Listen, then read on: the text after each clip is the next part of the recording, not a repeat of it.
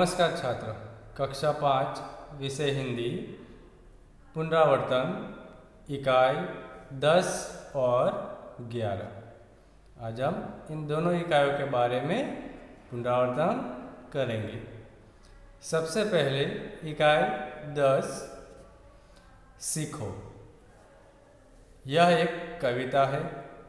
जैसे कि हमने यहाँ पर इस इकाई के बारे में, इस कविता के बारे में पहले ही सीख लिया है। इसमें क्या है, इसके अंदर प्रकृति के तत्वों के द्वारा हमें क्या सीख मिलती है, इसके बारे में बताया है। तो यह कविता है, इसकी रचना किसने की है? प्रस्तुत कविता प्रसिद्ध रचनाकार श्री नाथ सिंह द्वारा रची गई है। जो आपको याद रखना है इस कवि का नाम, कि सीखो कविता के कवि कौन है? तो श्रीनाथ सिंह। इसके कवि का नाम आपको याद रखना है। जीवन में प्रकृति का बहुत ही महत्व है। प्रकृति यानी कुदरत के द्वारा जो बनाई चीज़ वस्तुएं है, इसका महत्व हमारे जीवन में बहुत है। और यह महत्व लोग समझे, इस वजह से इस कविता की रचना की है कि प्रकृति के बिना हमारा जीवन शक्य नहीं है। इस कविता में कवि ने प्रकृति में मौजूद विभिन्न चीज़ों, फूल, भंवरे, सूरज, पेड़, पृथ्वी इत्यादि से कुछ न कुछ सीख लेने की प्रेरणा दी है। ये जो सारे प्रकृति के तत्व होते हैं, उनसे कहीं ना कहीं किसी भी रूप में हमें सीखने को मिलता है। तो उनसे हमें सीख प्राप्त करनी है।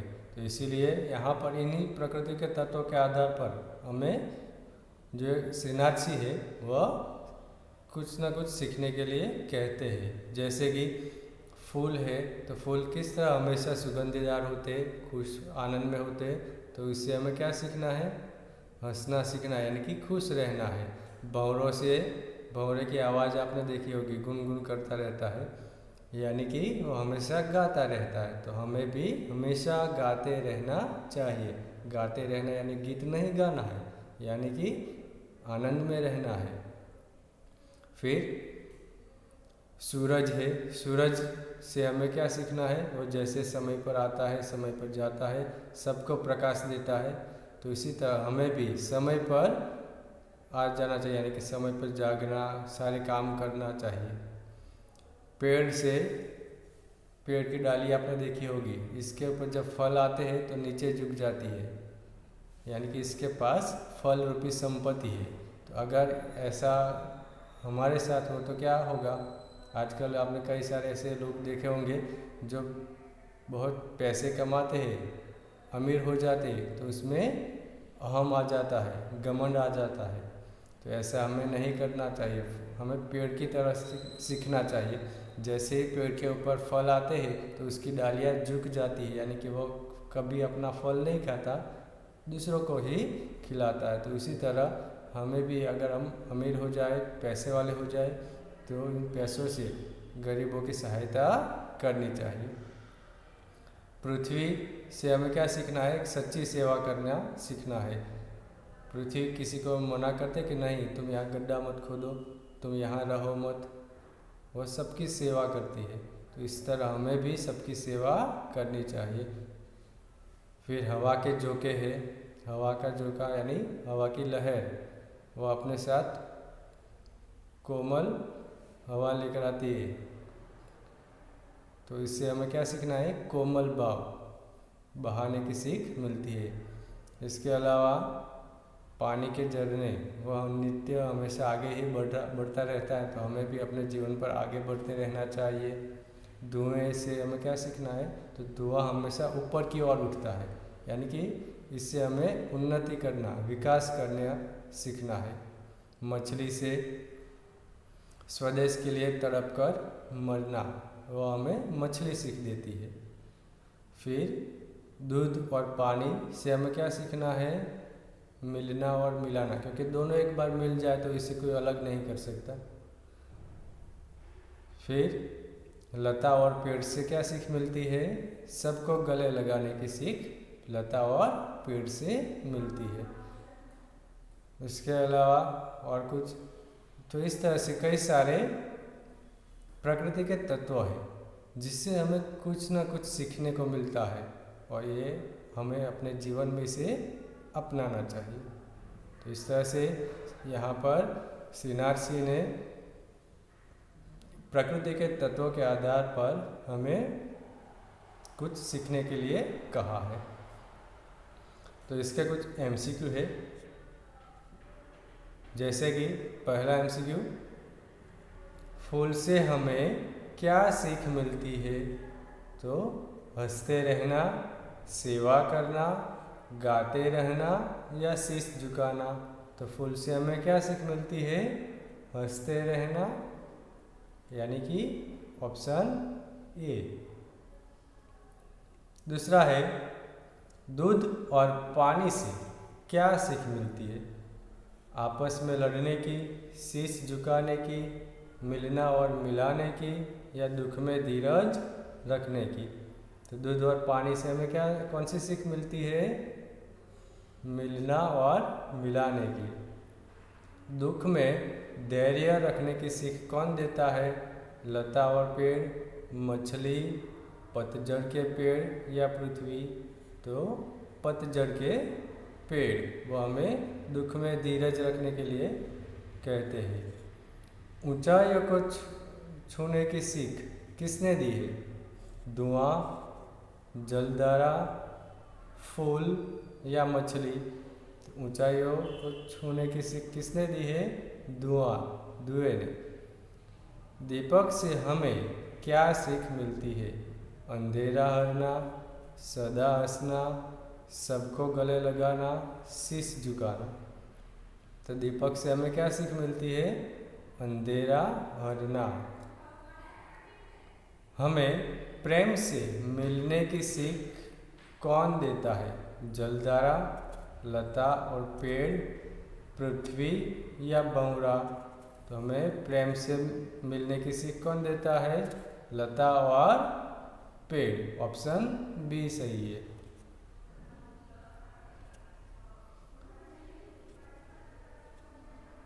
आगे है, भंवरों से हमें क्या सीख मिलती है? सदा हंसते रहना, जीवन पथ पर आगे बढ़ना, सदा गाते रहना या अंधेरा हरना? तो भंवरों से हमें क्या सीख मिलती है? ऑप्शन सी, सदा गाते रहना। झुकी हुई डालियों से हमें क्या सीख मिलती है? सदा हंसना, सच्ची सेवा करना, नित गाते रहना या शीश झुकाना? तो झुकी हुई डालियों से हमें क्या सीखना है? शीश झुकाना, यानी विनम्रता प्रकट करना। मछली से हमें क्या सीख मिलती है? देश के लिए मरना, दुख में धैर्य रखना, सच्ची सेवा करना या शीश झुकाने की?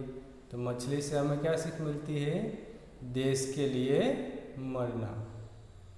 हमें जलधारा से क्या सीख मिलती है? अंधेरा हरने की, सदा हंसने की, सदा रोने की या जीवन पथ पर बढ़ते रहने की? तो जलधारा से हमें कौन सी सीख मिलती है? जीवन पथ पर बढ़ते रहने की। पतझड़ के पेड़ से क्या सीख मिलती है? सदा गाते रहने की, दुख में धैर्य रखना, सच्ची सेवा करना या शीश झुकाने की? कौन सी है? ऑप्शन बी, दुख में धैर्य रखना। वह सीख हमें पतझड़ के पेड़ों से मिलती है। तो इस सीखो कविता के कुछ एमसीक्यू थे। अब इसके बाद आगे की इकाई 11, सच्चा बालक। यह एक छोटी सी कहानी है, बहुत अच्छी कहानी है। जब हमने इसके बारे में सीखा था, पूरी कहानी बताई थी। इसमें एक लड़का है छोटा सा, जो काफिले के साथ बगदाद की ओर जा रहा था और घर से उसकी माँ ने उस बालक की जैकेट में यानी कि सदरी के अस्तर में 40 अशर्फियाँ छिपा के रख दी थी, सी दी थी, ताकि इसका पता किसी को न चले। और इसलिए ऐसा किया क्योंकि उस समय डाकुओं का बहुत डर लगा रहता था। और वही बात रास्ते में सच होती है, जो काफिला है उसके ऊपर डाकू टूट पड़ते हैं और लूटमार करने लगते हैं। तभी यह बालक एक और खड़ा रहकर ये सारे घटना देखता है। एक डाकू इसे आकर पूछता है कि तुम्हारे पास कुछ है? तो लड़का सच सच बता देता है कि हाँ, मेरे पास 40 अशर्फियाँ है। तो वह डाकू को आश्चर्य होता है। वह अपने सरदार के पास इस बालक को ले जाते हैं और कहता है कि यह बालक कहता है कि उसके पास 40 अशर्फियाँ है। तो डाकू सरदार इसे कड़क कर यानी कठोरता से बोलता है, 40 अशर्फियाँ कहाँ छिपा रखी है, दिखाओ। तो बालक क्या करता है, अपनी सदरी का अस्तर फाड़ देता है और इसमें छिपाई 40 अशर्फियाँ दिखा देता है। तो डाकू सरदार को भी आश्चर्य होता है और कहता है कि इसका पता तो किसी को नहीं होता अगर तुमने नहीं बताया होता तो, लेकिन इसकी सच्चाई के बारे में तुमने हमें क्यों कहा? तो बालक बहुत विनम्रता से कहता है कि मेरी माँ ने मुझसे कहा है कि बेटा, सदैव सच बोलना, झूठ बोलना पाप है। और माँ की बताई बात पर चलते हुए इस बालक ने आज मुसीबत के समय भी झूठ नहीं बोला। यह सोचकर डाकुओं को भी अपनी गलती का एहसास होता है और वह मन ही मन सोचने लगते हैं कि कितनी अच्छी सोच है इस बालक की। इतनी छोटी सी उम्र में भी अपनी माँ की बताई हर बात मानता है। अगर आज उसकी माँ उसके सामने नहीं है, वह झूठ बोल देता तो चलता, लेकिन नहीं, इसने ऐसा नहीं किया। और खुद को देखता है कि इतने बड़े होकर भी हम भगवान की बताई, ईश्वर के बताए नेक रास्ते पर यानी अच्छाई के रास्ते के पर, भलाई के रास्ते पर नहीं चलते और पाप का काम करते हैं, यानी कि जो लूटमार करते हैं वह। तो इससे हमें कुछ सीखना चाहिए। और यह सोचकर डाकू का हृदय परिवर्तन हो जाता है, वह बदल जाता है और काफिले के अंदर जितने भी लोग थे जिनका माल सामान उसने लूटा था, सबको वापस कर देता है। तो एक ऐसे ही छोटे से बालक की कहानी इस इकाई में है। और ये जो बालक की उम्र 9 साल की थी। इतनी छोटी उम्र में अगर यह इतनी माँ की बात पर मानकर चलता है तो बड़ा होकर कितना बड़ा आदमी बनेगा। और यही होता है, वह बड़ा होकर एक बहुत बड़ा संत बनता है, जिसकी समाधि आज भी बगदाद में है। और हर साल कई लोग, हजारों लोग इसके दर्शन के लिए भी आते हैं। तो ऐसी एक सुंदर कहानी थी, सच्चा बालक यानी। और इस बालक का नाम अब्दुल कादिर था। छोटा सा बालक है ना, इसका नाम अब्दुल कादिर था। तो अब्दुल कादिर के द्वारा डाकुओं का किस तरह से हृदय परिवर्तन होता है, इसकी एक कहानी थी। अब इसके कुछ MCQ है, इसके बारे में भी हम चर्चा कर लेते हैं। सबसे पहला MCQ है, काफिला किस शहर की ओर जा रहा था? दिल्ली, बगदाद, मुंबई या काबुल? तो काफिला किस ओर जा रहा था? बगदाद की ओर, यानी ऑप्शन बी। लड़के ने अशर्फियाँ कहाँ छिपा रखी थी? सदरी में, सलवार में, जेब में या शर्ट में? तो लड़के ने कहाँ पर छिपा रखी थी? सदरी में, ऑप्शन ए। मेरी माँ ने कहा था बेटा सदैव सच बोलना। कौन बोलता है? बालक, डाकू सरदार, माँ या डाकू? तो ये कौन बोलता है? बालक बोलता है, यानी ऑप्शन ए। लड़के ने खाली जगह फाड़कर अशर्फियाँ निकाली। किताब, सदरी, जेब या सलवार? तो लड़के ने किसे फाड़कर? सदरी फाड़कर असरफिया निकाली, यानी ऑप्शन बी। लूटमार का काम कौन करता है? संत, बदमाश, डाकू या सज्जन? तो लूटमार का काम कौन करता है? डाकू करते हैं, यानी ऑप्शन सी। अब्दुल कादिर को सच बोलने की बात किसने सिखाई थी? पिताजी ने, दोस्त ने, उसकी माँ ने या डाकू ने?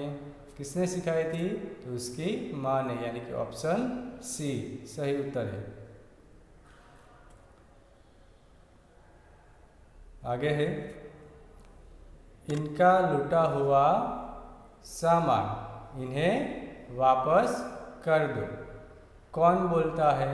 लड़का, माँ, डाकू या डाकू सरदार? तो कौन बोलता है? डाकू सरदार, यानी ऑप्शन डी। लड़के के पास कितनी अशरफियाँ थी? 25, 35, 30 या 40?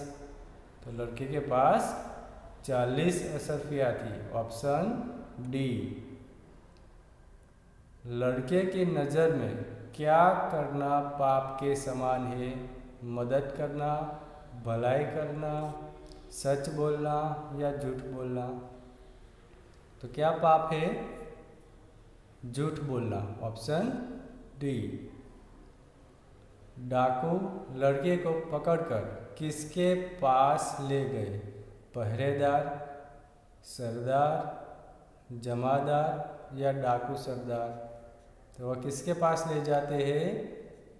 डाकू सरदार के पास ले जाते हैं, यानी कि ऑप्शन डी। सच बोलने वाले उस बालक का नाम क्या था? अब्दुल कादिर, रजिया, सुल्तान कादिर या अहमद कादिर? इस बालक का नाम क्या था? अब्दुल कादिर, ऑप्शन ए।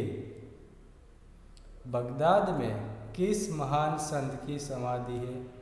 कादरी की, रहमान की, अब्दुल्ला की या अब्दुल कादिर की? ऑप्शन डी, अब्दुल कादिर की समाधि। लड़का कितने साल का था? 12, 10, 9 या 8? तो ये अब्दुल कादिर है जो काफिले के साथ बगदाद की ओर जा रहे थे। उस वक्त उसकी उम्र कितनी थी? ऑप्शन सी 9 साल का था। तो यहाँ पर इस कहानी के आधार पर कुछ MCQ थे जिसके बारे में हमने सीखा। आप फिर एक बार कहानी को ध्यान से पढ़िए और तैयार कीजिए। ठीक है, धन्यवाद।